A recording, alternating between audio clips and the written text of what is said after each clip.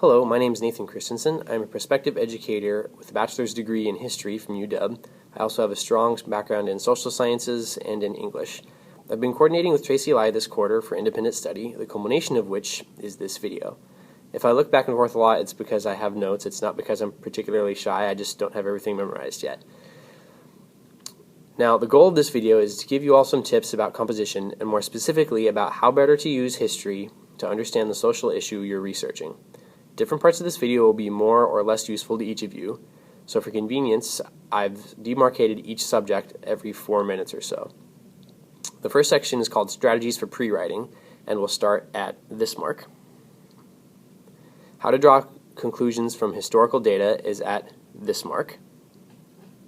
The third section will be a historical background of Vietnam that hopefully enlightens you all on the people involved in that war and acts as a good example of how our perspectives may differ from those involved in actual events. That's at this mark.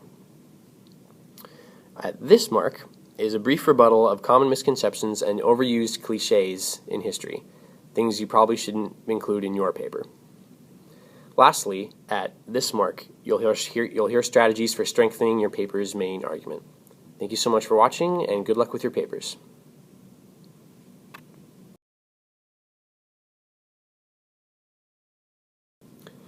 Anytime you sit down to write a paper, you have a certain approach. Any of the following 3 strategies can be a format for that approach, for just about any long written endeavor, but particularly they're applicable to research papers. These may be obvious, but hopefully there's a nugget for anybody in here. First, the web diagram. It's highly oriented towards visual learners, and is great for playing with the organization of your paper. Write your topic in the middle in big letters. Let's say, for example, you think the civil rights movement is actually very old and still ongoing, rather than a 1950s, 1960s thing.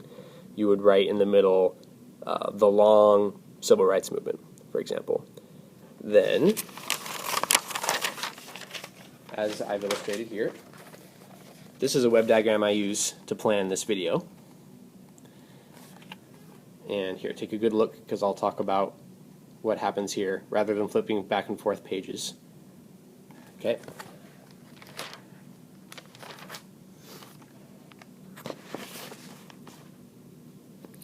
You'll branch off in other directions towards the ideas or points that support your main idea. This can be denoted either by writing the introductory sentence for the paragraph where you make this point, or just a phrase to keep things tidy and movable. You can make little notes underneath each bubble to help you keep track of what's going into each section. You can draw arrows into bubbles to remind yourself what you're going to need in order to support those ideas, what sources you're going to need.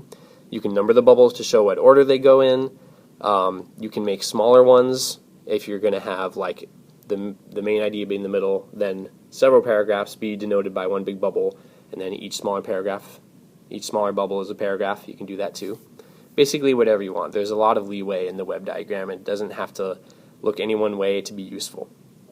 This particular way of pre-writing is nice because it's relatively organized, puts your whole paper on one page, is stimulating, and leaves lots of room to interject ideas and thoughts later. It also lets you put all your ideas together without needing to know exactly what order it's going to go in right away. It's a non-linear way of pre-writing, which is very different from the tried and true traditional outline, which is our next form of pre-writing. Most likely some of you have learned the outline in school as you had to write the 5-paragraph essay over and over, drilled into you every week for years. So many of you do know this already. For those who don't, or who are fuzzy on it, or haven't used it in a while, it looks like this. Now, you don't need to have just 5 Roman numerals, especially in a big 10-page paper like this. Let's take a look. This isn't exactly the best outline. It's not a real one. So don't emulate the language too precisely. The reason there's more underneath letter 1 here is, well, for several reasons. I'll explain. Your first paragraph always has a hook, something to get the reader attached and drawn in. When I outline, I try to come up with the exact sentence and write it either on letter A or numeral 1. So the starter, like most outlines, the words are in note format, but you're better suited to have your intro paragraph in complete sentences. Respectively, you want to put your thesis statement underneath your hook. Write a strong thesis. Make it really clear and really concise so that when you come back and read it in a week, you still understand what the heck you were thinking. Just make it clear. Multiple sentences is okay. You can have a 2-sentence long thesis as long as it's going. Basically, your thesis is a box from which all the rest of your essay is going to come out. And as you're writing, you are going to be constantly reaching back into that box to put things down. Even 2 introductory paragraphs is actually okay too, when your paper is that long. I mean, if you're reading a novel, the introduction is even a chapter long. You're probably thinking, dude, tell us how to pre-write, not to write. But if you get your intro nailed down, it anchors the rest of your ideas, which you write sequentially in this format. Usually you use this when you are fine putting your ideas in whatever order. It's kind of hard to switch them around like this, especially if you don't leave room. But if you don't leave room, then it's harder to get it all on one page. So those are some of the drawbacks. It could just get too messy in a skeleton that's not supposed to be messy. It's supposed to be tight and organized. Next part. You can indent as many times as you want and get as detailed as you like under each capital letter. Basically get to the point where you feel comfortable going ahead with your rough draft, to where you feel like if you started writing your rough draft, you could just go on and not have to come back and come up with new ideas. This kind of pre-write may take more time, especially if you go into more detail, take more time than the web diagram, that is, or it can be constricting to the flow of ideas, but it has a neat structure, and that gives you something to lean on. And as a finished pre-write, you'll likely be able to write the ensuing draft more quickly. Historically, the outline has been my go-to. However, I recently discovered another format, this is our third one, with an appeal to certain personalities. If you're a messy person, this next one's pretty good. It's very messy, in fact, but it makes the biggest possible pipeline of ideas between your brain and the page. Compositional theorist Peter Elbow champions what's called the free write. Basically, all you do is sit down and write. Doesn't matter what you start with, how fast you go, grammar, structure, organization, focus, forget about all that.